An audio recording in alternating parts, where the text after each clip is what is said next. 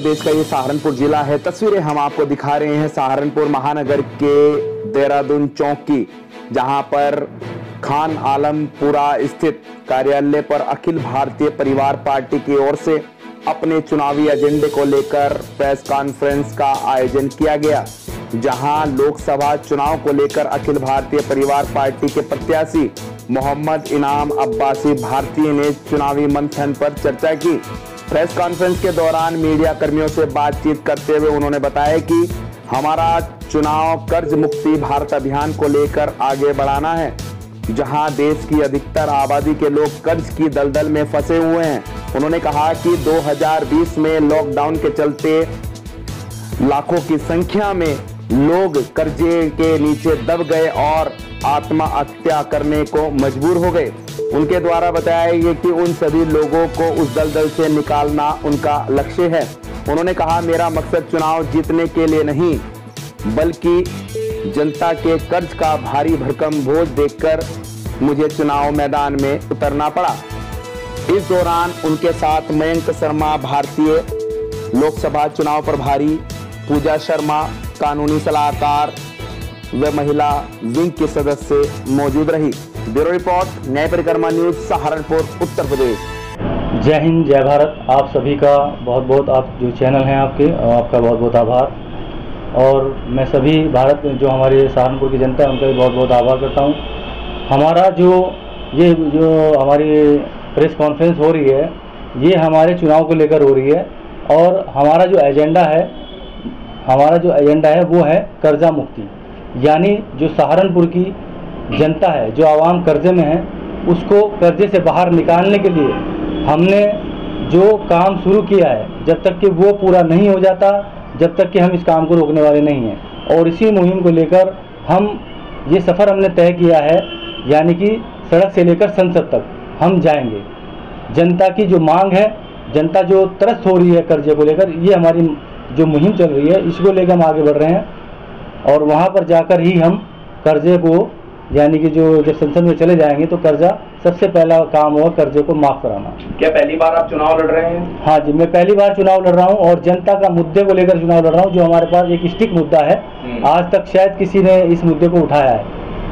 कितने लोगों का अभी तक आपने जो है भला कर पाए हैं इस कर्जा मुक्ति के अभियान के द्वारा? जो अभी तक के, मैं पूरे भारत की बात करूं, हमारे इस कर्जा मुक्ति के अभियान की जो ट्रेनिंग है वो 18 लाख लोगों से ज़्यादा लोगों ने ले लिया पूरे भारत के अंदर, और उसका फ़ायदा उन्होंने उठाया कहीं ना कहीं, किसी ना किसी उसमें। और रही बात जान बचाने की, हमने तकरीबन 2.5 लाख से ज़्यादा लोगों की पूरे भारत में जान बचाई है। हमारी पूरी टीम ने, श्री शाहनवाज चौधरी भारती जी की टीम ने तकरीबन 2.5 लाख लोगों से ज़्यादा जो लोग आत्महत्या करने जा रहे थे, कहीं ना कहीं किसी ना किसी वजह से, उनको बचाने का काम किया है और उनको गाइड किया है हर तरह से। उनको गाइड करने के बाद उनको समझाया है, घर जाके उनसे मिले हैं। और हमारी सहारनपुर की जो टीम है वो भी घर घर जाकर समझाने का और बचाने का काम कर रही है। और इसका श्रेय हमारे गुरु श्री शाहनवाज चौधरी भारती जी और हमारी टीम को जाता है। कब से आपकी ये मुहिम चल रही है? आखिर आपको कब लगा कि लोगों के साथ ये इस तरह की घटनाएं जो हैं वो घट रही है? देखिए, ये जो मुहिम चल रही है जुलाई 2022 से चल रही है, तकरीबन 2.5 साल से होने ही वाले हैं। और गुरु श्री शाहनवाज चौधरी भारती जी ने यह मुहिम चलाई है पूरे भारत के अंदर। उनको लगा कि कहीं ना कहीं वो कहीं गए थे तो वहाँ लगा किसी ने, परिवार ने आत्महत्या कर ली, तो उनको लगा कि लोग कर्जे की वजह से भी आत्महत्या कर सकते हैं। वैसे भी आपने देखा होगा कि किसान आत्महत्या करता था कर्जे के कारण, लेकिन फिर आम जनता तक ये बात पहुंच गई। यानी कि ये इतना बुरा है, मैं बता नहीं सकता, अल्फाज नहीं है मेरे पास, कि आम आदमी, जो एक आम आदमी है, जो साधारण आदमी है, वह कर्जे के कारण, या बड़ा आदमी भी कोई हो, करोड़पति भी हो, वो भी कर्जे के कारण आत्महत्या कर लेता है। मौजूदा जो सरकारें हैं वो कहीं ना कहीं जो बड़े बिजनेसमैन हैं उनके कर्जे माफ करती है, तो क्या छोटे लोगों के माफ नहीं कर रही है? देखिए, हमारा मुद्दा यही है, जो हमारे गुरु आदरणीय श्री शाहनवाज चौधरी भारती जी ने मुद्दा उठाया है। हमारी मांग यही है, हमारी 3 मांग है। पहली मांग हमारी यही है कि जब बड़े बड़े साहूकारों का, बड़े बड़े उद्योगपतियों का कर्जा माफ हो सकता है, तो आम जनता का भी कर्जा माफ होना चाहिए। जो एक मीडियम क्लास या नॉर्मल क्लास आदमी है, उसका भी कर्जा माफ होना चाहिए। दूसरी बात, हमारी मांग ये है कि उसको, अगर उसका काम ठीक है, यानी कि आपने देखा होगा जब नोटबंदी आई, काम खराब हुए, घर खराब हुए, और फिर उसके बाद जीएसटी आ गई, व्यापारियों की कमर तोड़ दी, उसके बाद उसमें 200 से ज़्यादा संशोधन आज हो चुके हैं, लेकिन अभी तक वो पूरा स्टिक बैठा नहीं है, यानी कि कारोबारी का काम बिल्कुल खत्म होने की स्थिति में है। और तीसरा, जब लॉकडाउन लगाया गया बिना तैयारी के 2020 में 23 मार्च को, और उसके बाद जब बिना तैयारी के लॉकडाउन लगा दिया गया, लोगों को घरों में कैद कर दिया गया। और लोगों को घरों में कैद करने के बाद ये नहीं पूछा गया कि लोग कितनी दूर से हैं, कहाँ से काम करेंगे, कैसे खाएंगे। थोड़ा बहुत कुछ किसी को जैसे कुछ मिला उसने जैसे कैसे गुजर बसर किया। 2 महीने से ज़्यादा लोगों ने, 2.25 महीने पहले लॉकडाउन में अपने घरों में जहाँ थे वहीं के वहीं कैद हो गए। अगर फैक्ट्रियों में काम करे तो फैक्ट्रियों में कैद हो गए, घरों में थे तो घरों में कैद हो गए, कहीं बाहर काम करने गए थे प्रदेश में। लॉकडाउन की स्थिति में पूरे वर्ल्ड में लॉकडाउन हुआ क्या बिना तैयारी के? क्योंकि तैयारी क्या थी, जो आकस्मिक जो आई है तो उसके कारण तो इमीडिएटली करना पड़ा हो। नहीं, इमीडिएटली है। जब यहाँ पर आपने देखा होगा गुजरात के अंदर ट्रम्प की रैली कराई गई, 1 लाख से ज़्यादा लोग वहाँ से आए बाहर से और वहाँ रैली कराई गई गुजरात के अंदर। तो क्या उन्हें पता नहीं था? सरकार को तो पहले पता हो जाता है कि लॉकडाउन की तैयारी करनी चाहिए, और फ्लाइटें बाहर भेजी गई यहाँ से, यानी कि कोरोना बाहर से मंगा के यहाँ पे बिना क्वारंटाइन के लोगों को अपने देश में जगह दी गई और उनको डायरेक्ट घर भेज दिया गया। क्या ये सरकार की गलत नीति नहीं है? गलत नीति है, गलत नीति है। और जब किसी को बुलाया है, तो अगर बाहर से किसी को बुला रहे हैं तो उसको क्वारंटीन तो करना चाहिए। मेरा ये मानना है कि जब कोई बाहर से बुला रहे हैं, कोरोना का दौर चल रहा है, तो उनको, सरकार को क्वारंटीन करना चाहिए था।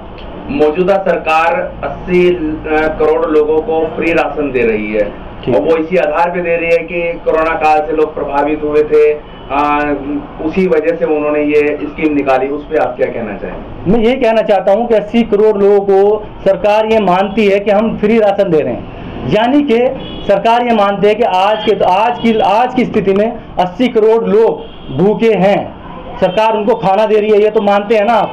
ये तो सोची समझी बिल्कुल एक जाहिर सी बात है। जब 80 करोड़ खुद गवर्नमेंट कह रही है कि 80 करोड़ लोगों को हम खाना दे रहे हैं, अनाज दे रहे हैं, यानी 80 करोड़ लोग ऐसी स्थिति में नहीं है कि अपना घर बार या अपना खाना पीना भी सही तरह से कर सकें। 2024 का चुनाव है और 19 अप्रैल को मतदान होना है, तो अगर आप जीत जाते हैं सहारनपुर लोकसभा सीट से, तो क्या क्या और मुद्दे रहेंगे? एक आपका कर्जा माफी, और क्या क्या मुद्दे आपके रहेंगे ताकि आप जनता के काम करा पाएंगे? देखिए, सबसे पहला मुद्दा मेरा यही है, और जो हमने हमारे गुरु श्री शाहनवाज चौधरी भारती जी ने जो चला रखा है पूरे भारत के अंदर, और अखिल भारतीय परिवार पार्टी ने इस मुद्दे को, यानी इस मुद्दे का समर्थन किया है, कर्जा मुक्ति भारत अभियान को, कि उन्होंने हमें टिकट दिया यहाँ से लड़ने के लिए। हमारा चुनाव लड़ने का कोई मकसद नहीं था, हमारा मकसद चुनाव लड़ना नहीं है, सांसद बनना नहीं है। हमारा मकसद जो है संसद में जाकर जनता का कर्जा माफ कराना है, यानी जनता को कर्जे से मुक्त कराना है। ऐसा नहीं है अगर मैं यहाँ से जीत के जाता हूँ, जनता मुझे जिताती है यहाँ से, तो मैं संसद में जाकर जो कर्जा है जनता का उसको माफ कराने का प्राइवेट बिल लेके आऊँगा संसद में और उसको माफ कराने का काम करूँगा। अगर मैं इसको काम को नहीं करता हूँ तो मैं लिखित रूप में दे रहा हूँ, ये मेरे पास एफिडेविट हमारा रखा है, ये हम लिख कर दे रहे हैं। ये 100 रुपये के स्टाम्प पे देखा होगा आपने, 100 रुपये का स्टाम्प है, इस पर लिखा हुआ है कि अगर हम अपने इस मुद्दे को लेकर संसद में जाते हैं और हम इस पर काम नहीं करते हैं या मैं इसको नहीं करता हूं, तो मैं अपने पद से त्याग पत्र दे दूंगा और इस पर मेरे पे कोई केस भी कर सकता, कुछ भी कर सकता है। ये जनता की यार, क्योंकि ये जनता की लड़ाई है। सड़क से लेकर संसद तक मैं जाऊंगा और जनता की जो आवाज़ है उसको उठाने का काम करूंगा और जनता कर्जा माफ कराने का काम करूंगा। देश भर में कितने आपके कार्यकर्ता ऐसे हैं जो हमारे साथ, अगर आप देखें तो तकरीबन 1 करोड़ से ज़्यादा लोग हमारे साथ जुड़ चुके हैं इस मुद्दे को लेकर और अभी भी जुड़ ही रहे हैं। और अगर मैं जो हमारे जो टीम के सदस्य हैं वो भी तकरीबन काफ़ी 10,000 से ज़्यादा हमारे उसमें केंद्र खुल चुके हैं। अभी जो है आज करीब 9 तारीख हो गई है और 10 दिन बाकी हैं। क्या आपकी पार्टी के कोई राष्ट्रीय अध्यक्ष या कोई बड़ी रैली यहाँ करने जा रहे हैं सहारनपुर में? हाँ, जैसे आपने पूछा कि रैली करने जा रहे हैं, हमारी यही कोशिश है कि हम अपने गुरु श्री शाहनवाज चौधरी भारती जी को सहारनपुर में बुलाएं और सहारनपुर की जनता को बड़ा, मैं चाहूँगा कि बहुत प्यार देगी जनता उनको, कि जहाँ पर वो आएंगे और इस धरती पर उनको जब कदम पड़ेंगे तो जनता खुद जान जाएगी हमारा मुद्दा कितना स्टिक है और सरकार जो भी आज चुनाव लड़ रहे हैं उनके दांत खट्टे कराने का काम करेंगे। कर्जा मुक्ति जो भी लोग हैं उनको बचाने का काम करें। इस मतदान में जब जनता वोट करे, अपने लिए वोट करे, अपने बच्चों के भविष्य के लिए वोट करे और जो लोग आत्महत्या करने जा रहे हैं या कर चुके हैं उनको परिवार को बचाने के लिए वोट करें। ताकि कोई भी ऐसा व्यक्ति कर्जे के कारण आत्महत्या न करें, किसी के बहकावे में ना आए, किसी के भी उसमें ना आए कि भाई कोई भी पैसे भी दे देते हैं, कुछ भी कर सकते हैं। लेकिन हमारे पास ना तो पैसा है, ना हमारे पास और कोई सपोर्ट है, ना हमारे पास इतना बहुत बड़ा अंबार है कि हम पैसा खर्च करेंगे। हम कोई पैसा खर्च करने नहीं जा रहे हैं, लेकिन हम जनता से कहेंगे जनता हमें धन मन तन से सपोर्ट कर दे, ये बहुत ज़रूरी है, क्योंकि हम जनता की लड़ाई लड़ रहे हैं और जनता के लिए कार्य कर रहे हैं। तो जनता का भी फर्ज बनता है कि वो हमारा साथ दे। आपका मुकाबला किससे होगा चुनाव में? देखिए, मेरा मुकाबला नहीं है, जनता का मुकाबला है। जनता खुद जवाब देगी इसमें। जनता को कैसे पता चलेगा कि आपकी जो पार्टी है किस सिंबल पर चुनाव लड़ रही है? क्योंकि जहां भारतीय जनता पार्टी कमल के चुनाव पर निशान लड़ रही, कमल के फूल पर अपना चुनाव लड़ रही है, और इसी तरह गठबंधन जो है वो कांग्रेस के सिंबल पर, और जो बहुजन समाज पार्टी है वो हाथी के निशान पर। तो आपका क्या चुनाव चिन्ह कोई आवंटित हुआ है चुनाव आयोग की ओर से? हाँ, चुनाव आयोग की तरफ से देख रहे होंगे आप, ये देखिए चुनाव आयोग की तरफ से हमें केतली का चुनाव चिन्ह मिला है, जो आप देख सकते हैं। चुनाव चिन्ह केतली है हमारा। इस चुनाव चिन्ह के साथ ही हम आगे बढ़ रहे हैं और जनता के बीच भी जा रहे हैं, जनता से बात भी करें, और जनता का भरपूर समर्थन भी मिल रहा है। और घर घर जा रहे हैं, घर घर बात भी कर रहे हैं। हर तरह से कोशिश की जा रही है, आप लोगों के माध्यम से भी, मीडिया के माध्यम से भी, इलेक्ट्रॉनिक मीडिया के माध्यम से भी, और जो हमारा न्यूज़पेपर है, न्यूज़ चैनल के माध्यम से भी हम बात करने की कोशिश कर रहे हैं, और न्यूज़पेपर के माध्यम से भी हम जनता से बात कर रहे हैं और अपील कर रहे हैं। हमारे YouTube चैनल न्याय परिक्रमा न्यूज को सब्सक्राइब जरूर करें। वीडियो को लाइक और शेयर करना ना भूलें। वीडियो अच्छा लगे तो कमेंट बॉक्स में कमेंट जरूर करें, ताकि हम और अधिक से अधिक वीडियो बना पाएं।